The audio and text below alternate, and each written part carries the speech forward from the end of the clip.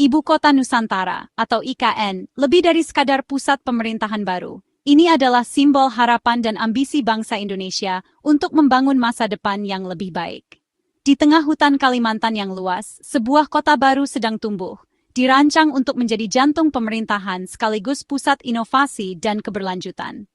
IKN bukan hanya soal memindahkan gedung-gedung pemerintahan, melainkan juga tentang menciptakan ruang hidup yang sehat, inklusif, dan ramah lingkungan bagi seluruh rakyat Indonesia. Ini adalah lompatan berani Indonesia menuju masa depan yang berkelanjutan dan digerakkan oleh teknologi. Kota ini dirancang dengan visi untuk mengintegrasikan teknologi canggih, transportasi hijau, dan tata kota yang memperhatikan keseimbangan antara manusia dan alam. Setiap sudut IKN dirancang untuk mendukung gaya hidup modern, tanpa mengorbankan kelestarian lingkungan, mulai dari penggunaan energi terbarukan hingga sistem pengelolaan air yang efisien. Namun, perjalanan menuju kota impian ini tidaklah mudah. IKN dibangun di atas lahan yang telah lama dibentuk oleh pertambangan dan perkebunan, meninggalkan jejak kerusakan lingkungan yang mendalam. Tantangan besar menanti, bagaimana mengubah lahan yang telah tereksploitasi menjadi ruang yang subur dan layak huni, sekaligus menjaga keseimbangan ekosistem yang rapuh. Janji IKN sebagai kota metropolitan hijau menghadapi tantangan nyata untuk mengubah wilayah yang didefinisikan oleh ekstraksi menjadi model pengelolaan lingkungan. Upaya restorasi lahan, penanaman kembali pohon, dan inovasi dalam pengelolaan sumber daya alam menjadi kunci untuk mewujudkan visi ini. Setiap langkah kecil dalam rehabilitasi lingkungan membawa harapan baru bagi masa depan Kalimantan dan Indonesia. Pilihan yang dibuat di sini menyeimbangkan pembangunan dengan alam akan menentukan warisan Indonesia untuk generasi mendatang.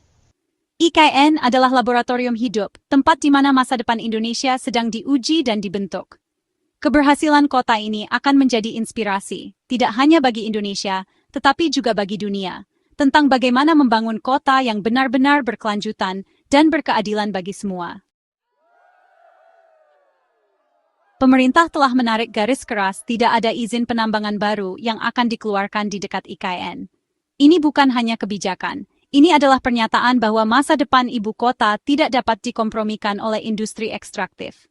Area di sekitar IKN kini menjadi zona yang dilindungi, memprioritaskan integritas lingkungan di atas keuntungan ekonomi jangka pendek. Ini menetapkan presiden untuk model pembangunan baru, salah satu di mana lingkungan adalah fondasi, bukan skid pelengkap. Di sekitar ibu kota negara yang baru, tambang-tambang batu bara yang dulunya menjadi denyut nadi ekonomi, kini menghadapi babak akhir.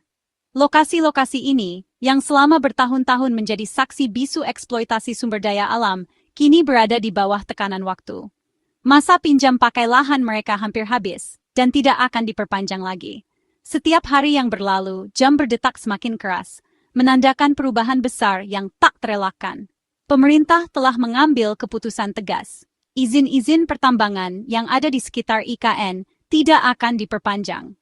Dokumen-dokumen yang dulu menjadi tiket emas bagi para pelaku industri, kini berubah menjadi pengingat bahwa era pertambangan di kawasan ini akan segera berakhir. Para pejabat meninjau ulang setiap izin, memastikan tidak ada celah untuk memperpanjang masa operasi. Seiring berjalannya waktu, alat-alat berat mulai meninggalkan lokasi, meninggalkan jejak sunyi di lahan yang pernah ramai. Truk-truk pengangkut batu bara yang dulu hilir mudik, kini terparkir diam, menunggu babak baru yang akan datang. Pemandangan ini menjadi simbol transisi besar yang sedang berlangsung. Pemerintah dan para perencana kini memetakan masa depan lahan-lahan ini dengan cermat. Dalam rencana induk IKN, setiap hektar lahan bekas tambang telah dialokasikan untuk proses restorasi dan pemulihan lingkungan.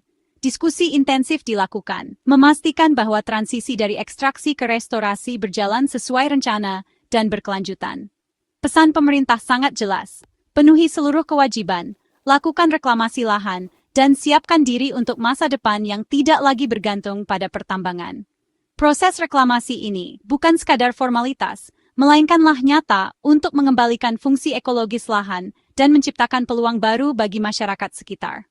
Penghentian bertahap yang terkelola dengan baik menjadi kunci utama. Setiap tahap penutupan tambang diawasi ketat, mulai dari penataan lahan hingga pemantauan pemulihan lingkungan. Para ahli lingkungan terus memantau perkembangan, memastikan bahwa proses pemulihan berjalan efektif dan berkelanjutan. Dengan upaya bersama, lahan-lahan bekas tambang perlahan berubah menjadi hamparan hijau yang subur, siap menyambut peran barunya sebagai bagian dari ibu kota masa depan. Inilah perjalanan menuju lingkungan yang pulih dan siap untuk tujuan baru, sebuah babak baru yang penuh harapan bagi generasi mendatang. Tambang PT Singlurus Pratama, tepat di ambang pintu IKN, menyoroti keteguhan pemerintah.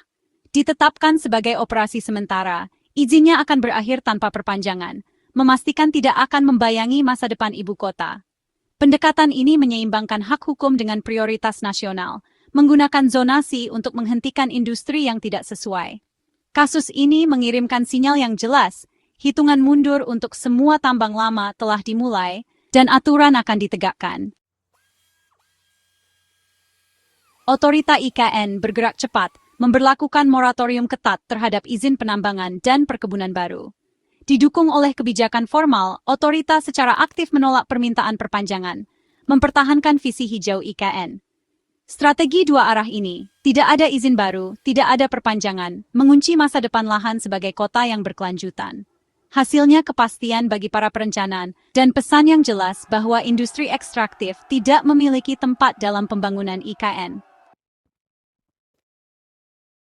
Perlindungan hutan di sekitar Ibu Kota Nusantara atau IKN menjadi prioritas utama dalam pembangunan kota baru ini. Bahkan dengan izin penambangan yang telah dimiliki oleh beberapa perusahaan, mereka tidak dapat menyentuh hutan IKN tanpa izin penggunaan hutan terpisah yang kini tidak dapat diperoleh.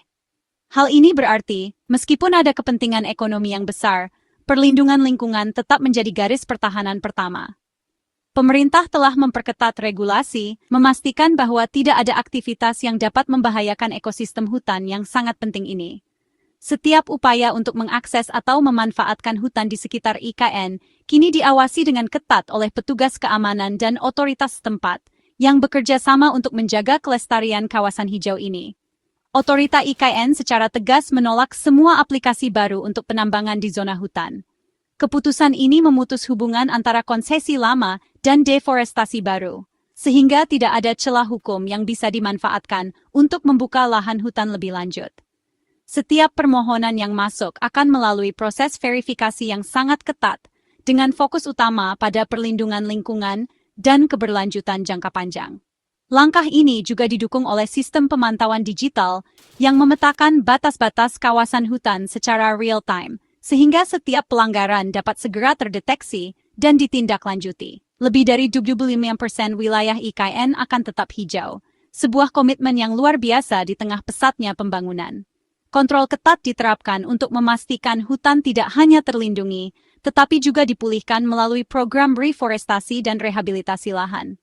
Para pekerja reforestasi secara rutin menanam pohon-pohon baru di area yang sebelumnya terdegradasi, memperkuat ekosistem dan meningkatkan keanekaragaman hayati. Upaya ini juga melibatkan masyarakat lokal yang diberdayakan untuk menjadi penjaga hutan dan pelestari lingkungan.